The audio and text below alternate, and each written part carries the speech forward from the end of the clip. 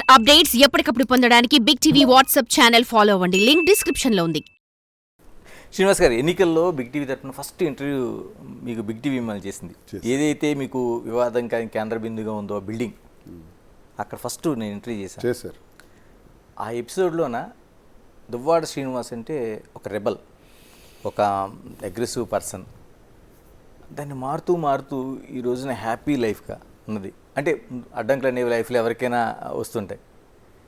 ఒక హ్యాపీ మూమెంట్లో ఒక పుట్టినరోజు నేను అనుకోవడం, మీ జీవితంలో ఈ కార్యకర్తలందరూ రావడం, ఏదో నామకే వాస్తే ఒక కేక్ కట్ చేయడం, దండ వేయడం, ఇవన్నీ ఓకే.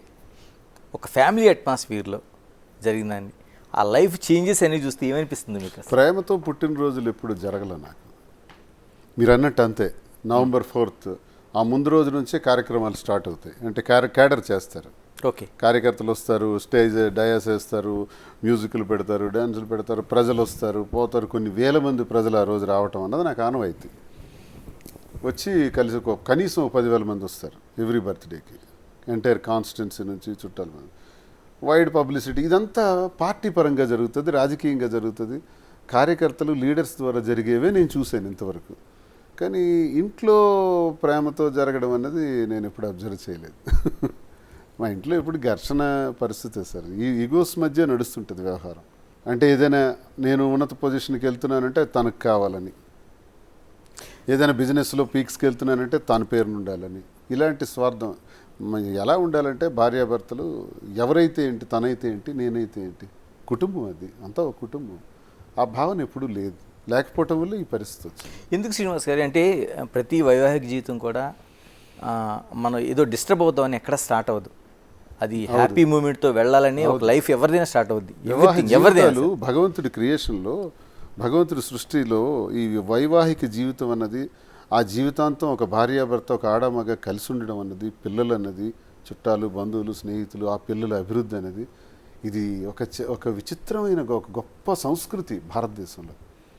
ఈ సంస్కృతి అజరామరం. ప్రపంచంలో ఇంకెక్కడైనా సరే మనకు ఉదాహరణ తీసుకోవాల్సిందే ఆ భార్యాభర్తల బంధాన్ని.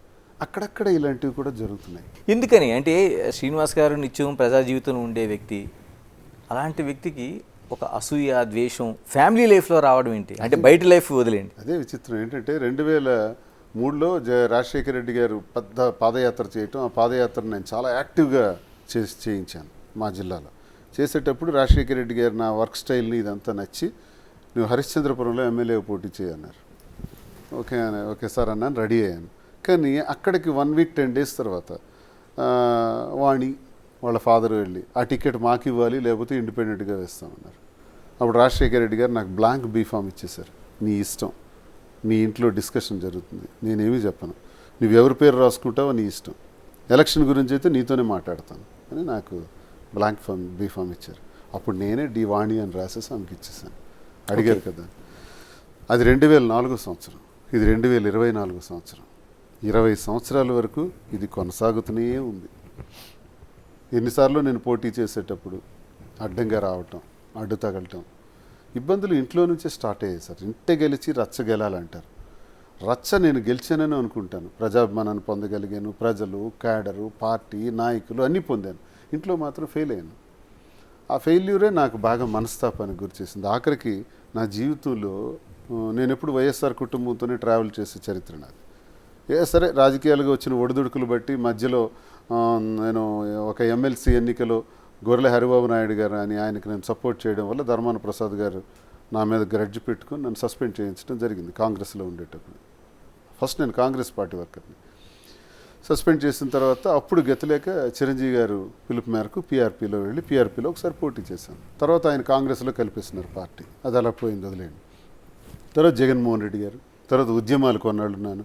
పెద్ద ఉద్యమాలు ఇంచుమించు 35 గ్రామాలకి లీడర్గా east coast thermal power plant కాకరాపల్లిలో పెడితే దానికి వ్యతిరేకంగా పెద్ద యుద్ధమే చేసాం. ఫైరింగ్ జరిగాయి, కాల్పులు జరిగాయి, అందులో 3 చనిపోయారు. నా మీద కూడా ఫైరింగ్ ఆర్డర్స్ ఇచ్చేశారు. నేను ఆ జైల్లో ఉన్నాను. ఆ ఉద్యమంలోనే కేసులు చాలా పెట్టేసినారు నా మీద. ఇవన్నీ అనుభవించి వచ్చినటువంటి జీవితం. ఇన్ని చేసిన తర్వాత ప్రజాభిమానాన్ని కూడగట్టుకుని మరి వాణి టికెట్ అడిగినప్పుడు 2024లో నాకు టికెట్ ఇస్తారా లేదా అని అధిష్టానం దగ్గర మళ్ళీ ఒత్తిడి తెచ్చారు. అప్పుడు సరే నేనే 100 మెట్లు కిందకి దిగి వాణికి టికెట్ ఇవ్వండి అని నేను అధిష్టానానికి చెప్పడం జరిగింది. ఆమెకు టికెట్ ఇచ్చారు, కానీ నిలబెట్టుకోలేకపోయింది. ఎందుకు? ఆమెకు టికెట్ ఇచ్చినా గెలిపించవలసిన బాధ్యత నాది. గెలిపించడానికి నేను చేస్తున్న ప్రయత్నంలో ఏదైనా మీటింగ్కి వెళ్తే ఆ మీటింగ్ నుంచి వెంటనే దిగెళ్ళిపోవటం, అక్కడి నుంచి అక్కడ ఉండే లీడర్స్ని తిట్టడం, విమర్శించడం, నేను అక్కడికి రాకూడదని చెప్పటం, ఇలాంటి ఆంక్షలు విధిస్తే టెక్కల్లో ఎలా గెలుస్తాం? సో నేను ఇంకెళ్ళటం మానేసినాను. అప్పుడు ఇంటికి తాళం వేసేయటం, నేను ఇంటికే వెళ్లకుండా నేను వెళ్ళి మా అమ్మగారి దగ్గర పలాసలో ఉండటం, ఇవన్నీ మీకు తెలిసిన ఎపిసోడే. సో ఇన్ని పరిస్థితుల్లో మేమే రాజకీయాల్లోకి తెచ్చినటువంటి మాదిరి ఆ అమ్మాయికి నాకు లింక్ పెట్టి ఓకే 28 ఏళ్ల జీవితంలో లేని పరిస్థితి ఇప్పుడు వస్తుందండి. 58 సంవత్సరాల వయసులో నాకు వస్తాయా? ఎందుకు వస్తాయి? ఇంత సాధించిన ప్రగతి, 25 ఇయర్స్ నేను పడిన కష్టం, ప్రతి క్షణం కూడా పడిన కష్టం, ఆ కష్టాన్ని ఎలా నిలబెట్టుకోవాలనుకుంటానే తప్ప ఇప్పుడు ఈ రకంగా ఆలోచిస్తానంటారా? ఆమె కుటుంబం లేదా? ఆమెకు పిల్లలు లేరా? ఆమెకు ఆస్తులు లేవా? ఆమె నాతో ఎందుకు రావాలి? నాకు బ్రతుకు లేదా? నాకు కుటుంబం లేదా? నాకు ఒక ఆశయం లేదా? నేనెందుకు రావాలి? ఆ పరిస్థితులు మమ్మల్ని ఈ రకంగా దారితీసాయి. చాలామంది విమర్శకులకి మీ ఛానల్ ద్వారా నేను క్లియర్గా ఇది చెప్పదలుచుకున్నాను. దయచేసి లీగల్గా మాకు లీగాలిటీ ఉంది, ఇది ఇల్లీగల్ కాదు అని మేము చెప్పుకోదలుచుకోలేదు. Yes, it's not illegal. ఇలా కలిసి ఉండడం అనేది ఇల్లీగల్ కాదు జ్యుడిషియరీ ప్రకారం. But morally it's wrong. సంఘపరంగా ఇది తప్పు. సంఘపరంగా తప్పని మాకు తెలుసు, కానీ మా పరిస్థితులు మాకు తప్పలేదు. తప్పని పరిస్థితుల్లో మేము ఈ నిర్ణయం తీసుకోవాల్సి వచ్చింది. వచ్చి ఈ రకంగా ఉండాల్సి వచ్చింది. ఏం చేయాలి చెప్పండి? విమర్శకులకే నేను అడుగుతున్నాను మీ ఛానల్ ద్వారా. ఇంట్లో నా పరిస్థితి అంతా ఎక్స్ప్లెయిన్ చేశాను, అందరికీ ప్రజలందరికీ తెలుసు. ఈ పరిస్థితుల్లో ఇంటికి తాళం వేసేసిన తర్వాత నేను ఎలా బ్రతకాలి? ఏదో ఒక నిర్మాణం చేసుకుని ఒక ఇల్లు ఉన్నాను, ఆ ఇల్లు కూడా నాకు రాసి ఇచ్చేయండి అని ఇంటి మీదకి దాడి చేస్తే, ఆస్తులన్నీ రాసేసిన తర్వాత ఆ ఇంటిని కూడా ఇచ్చేయండి అంటే, మరి ఆ ఇంటికి తాళం వేస్తే నేను ఎలా బ్రతకాలి? ఆ పరిస్థితుల్లో ఒక మనిషి నాకు తోడుగా వచ్చి, ఇప్పటికి ఈ పరిస్థితుల్లో మీ కుటుంబం ఇలా దెబ్బతిన్నారో, నాకు రాజకీయాల్లోకి తీసుకొచ్చారు, నన్ను నాశనం చేస్తారు, గుడ్ బై అని చెప్పేసి పోవచ్చు తన కుటుంబంకి తను వెళ్ళి ఉండొచ్చు. చాలామంది ప్రశ్న వేశారు. మళ్ళీ తల్లిదండ్రుల దగ్గర క్షమాపణలు చెప్పుకోవచ్చు, లేకపోతే ఆ అత్తవారి దగ్గర క్షమాపణలు చెప్పుకొని ఉండొచ్చు.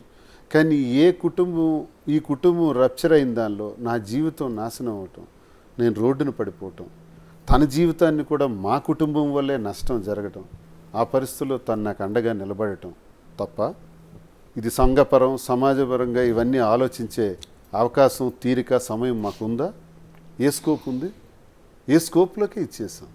కానీ మేమిద్దరం ఒకటే నిర్ణయం తీసుకున్నాం. మనం తీసుకునే నిర్ణయంలో చట్టపరమైనటువంటి సమస్యలు ఉంటాయి. ఎస్, కోర్టుకి వెళ్ళాం.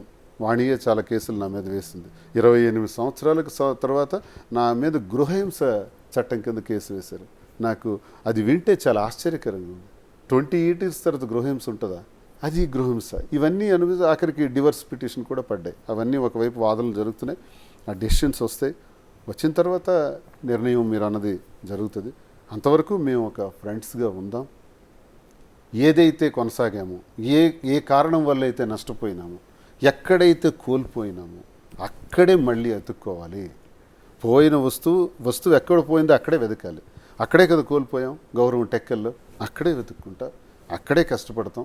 ఇద్దరం ప్రజల్లోకి వెళ్తాం, ప్రజల్లో కష్టపడి పనిచేస్తాం, మళ్ళీ మేము అనుకున్న ఆశయాన్ని సాధిస్తాం. మా ఇద్దరికి ఒక ముఖ్యమైన బాధ్యత ఉంది. తనకు 3 పిల్లలు, నాకు 2 పిల్లలు, 5 పిల్లలు ఉన్నారు. మా ఇద్దరి నిర్ణయం వల్ల, వాణి తీసుకున్నటువంటి ఒక దుర్మార్గమైనటువంటి నిర్ణయం వల్ల, మా జీవితాలు ఇలా పోవటం వల్ల పిల్లల జీవితంగా మాత్రం నష్టపోకూడదు. సో శ్రీనివాస్ 5 పిల్లలకి బాధ్యత వహించవలసిన అవసరం మా ఇద్దరికి ఉంది. అది మేము ప్రైమరీ పాయింట్ కింద తీసుకున్నాం. అది తర్వాత సమాజ సేవ. ఇక్కడతో మా జీవితాన్ని ఇలా కొనసాగించాలనుకుంటున్నాం. ఇందులో ఏ డౌట్స్ ఏం లేదు. ఎవరైనా విమర్శకులు, చాలామంది యూట్యూబర్స్ మాట్లాడుతుంటారు, ఇష్టానుసారం మాట్లాడుతుంటారు. నా చొక్కా విప్పి నేను చెప్పాను, షర్టిలా విప్పాను, నా పుట్టుమచ్చలు ఉన్నాయి, చూశారు కాబట్టి ఆ యూట్యూబర్స్ మాట్లాడుతున్నారు. దమ్ముంటే మీ చొక్కా విప్పండి, మీ మచ్చలు చూపించండి, లేదు ఛాలెంజ్ చేయండి. ఆ యూట్యూబర్స్ ఎవరైతే కామెంట్లు చేస్తున్నారో, వాడు ఒకడు ఉంటాడు, ఎవరో పేరు మర్చిపోయాను, ఆ యూట్యూబర్స్, వాళ్ళ షర్ట్స్ కూడా నేను ఇప్పి చూపించగలను. లేదా వాళ్ళు ఏమైనా కావాలనుకుంటే వాళ్ళ చరిత్ర కూడా ఇప్పేయగలను. అది పెద్ద సమస్య కదా, నాకు అనవసరం. నా గురించి కెలుకుతున్నారు కాబట్టి నేను చెప్తున్నా. నా గురించి నేను క్లారిటీగా ప్రజలందరి ముందు ఇప్పుడు మీ ద్వారా నేను చెప్తున్నాను. మీరు చెప్పగలరా? మీకు ఆ దమ్ముందా? విమర్శించే వాళ్ళకి మీకు మచ్చలు లేవా? నేను చేసింది తప్పే, మేము చేసింది సమాజపరంగా తప్పే, కానీ మాకు తప్పలేదు, మేము ఈ నిర్ణయం తీసుకున్నాం. కానీ దీనివల్ల ఎవరికి హాని జరగకూడదు, పిల్లలకి హాని జరగకూడదు, ప్రజలకి ఇబ్బంది రాకూడదు, ప్రజల్ని కన్విన్స్ చేసుకుపోవాలి, మళ్ళీ ప్రజా జీవితాన్ని ప్రారంభించాలని అనుకుంటున్నాం. For more videos like this, subscribe Big TV channel.